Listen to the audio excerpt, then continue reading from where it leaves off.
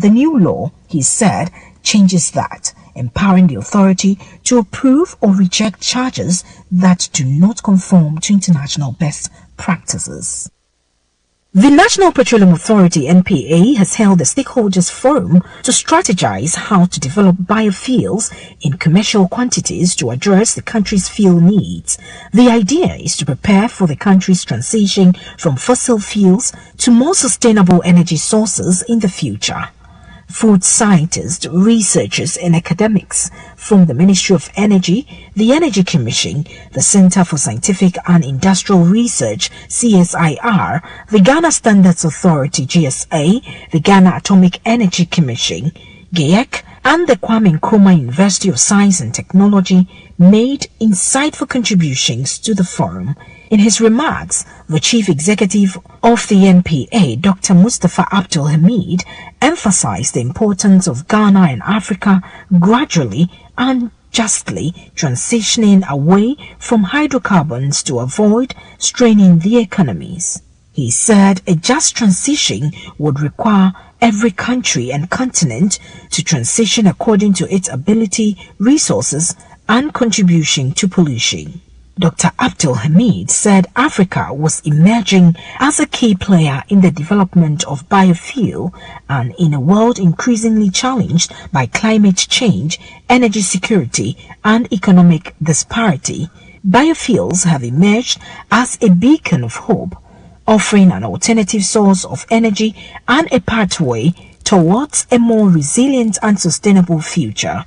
However, he said it was prudent for Africa not to hasten to do so, especially when statistics indicate that Africa contributes less than 4% of its threat to the world.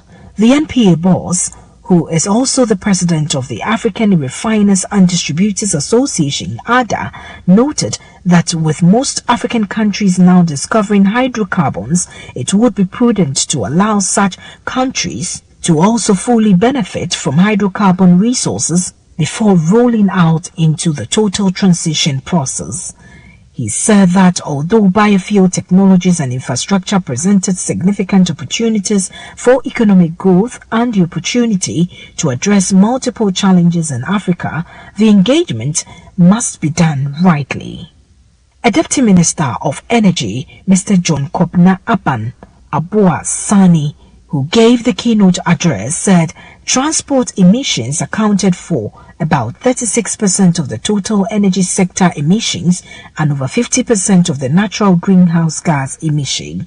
He said as the world moves towards cleaner energy, Ghana and other African countries are falling in line and indicated that the biofuels industry is poised to grow. Mr. Sani said realizing this potential requires balancing economic development with environmental sustainability and social equity, and stressed that if managed well, the rise of biofuels could not only contribute to Africa's energy independence but also help tackle climate change, reduce poverty, and spur economic growth.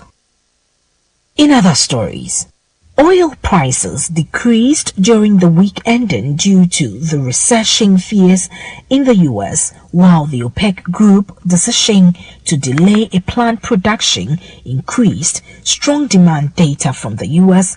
and uncertainties regarding the extent of future interest rate cuts by the U.S. Federal Reserve limited further price falls. The international benchmark Brent crude traded at $72.91 per barrel, down by around 5.2% relative to the closing price of $76.91 a barrel last week.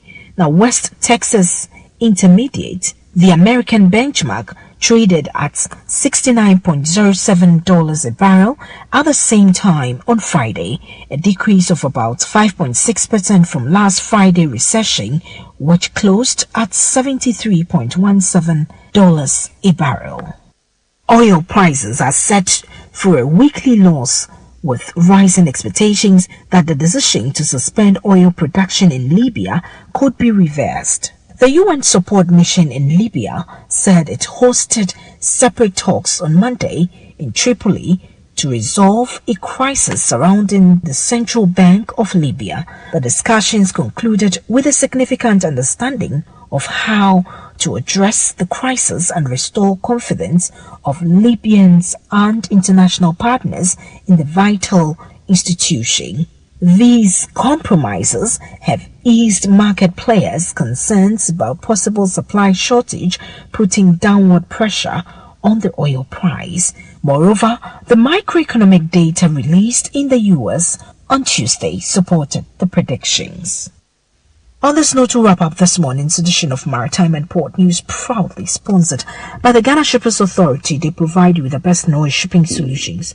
You can always contact them at the Shippers House in Accra. For more news, join me on Instagram, Facebook, and on YouTube at Nanesi Boateng. My name is Nanesi Boateng, our producer, Kwekwa Bwaji. Have a great day. Bye-bye for now.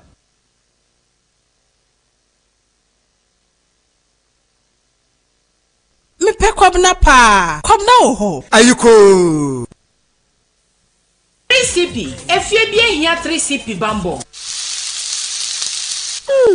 K